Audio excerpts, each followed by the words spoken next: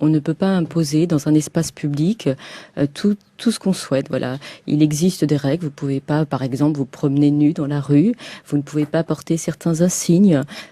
Par exemple, certains insignes qui éventuellement rappelleraient les heures les plus sombres de l'histoire. Eh bien, vous pouvez pas les porter. Voilà.